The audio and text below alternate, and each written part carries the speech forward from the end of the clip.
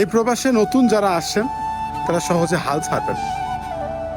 মনে রাখবেন, প্রবাসে যেহেতু আপনি আসছেন, আজ না হোক কাল সফল হবেন একদিন। শুধু সময়ের অপেক্ষা, একটু কষ্ট করতে হবে। সফল হওয়া যদি এত সহজ হইতো তাহলে মানুষ ওই বাড়ি ভিটা বন্ধক রেখে এই প্রবাসে আইয়া গোলামি করতো না মানুষের।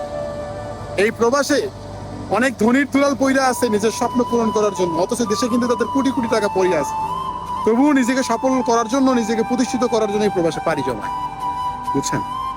তো সফল হওয়া এত সহজ না। যারা নতুন আসছেন, অল্প একটু ধৈর্য ধরেন, আল্লাহর কাছে শুকরিয়া আদায় করেন।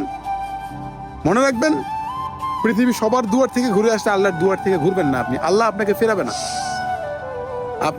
আমরা মধ্যবিত্ত যারা, তারা কিন্তু সবসময় ঋণ করেই প্রবাসে আসি।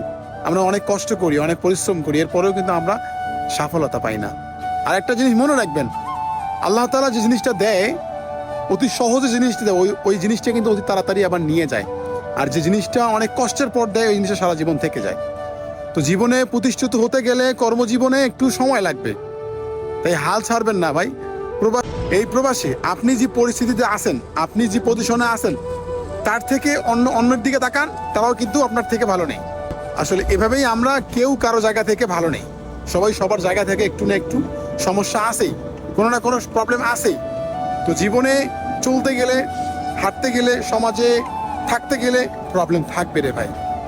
চলাফেরা, প্রতিষ্ঠিত হওয়া, স্বপ্ন পূরণ করা এত যদি সোজাই হইতো, তাহলে মানুষ এই সোনার শরীর নষ্ট কইরা মানুষের গোলামি করতো না রে ভাই। ঠিক আছে? আমার কথাগুলো একটু মনে রাখবেন ভাই। কেউ হাল ছাড়বেন, নতুন যারা আসছেন এই প্রবাসে কেউ হাল ছাড়বেন না।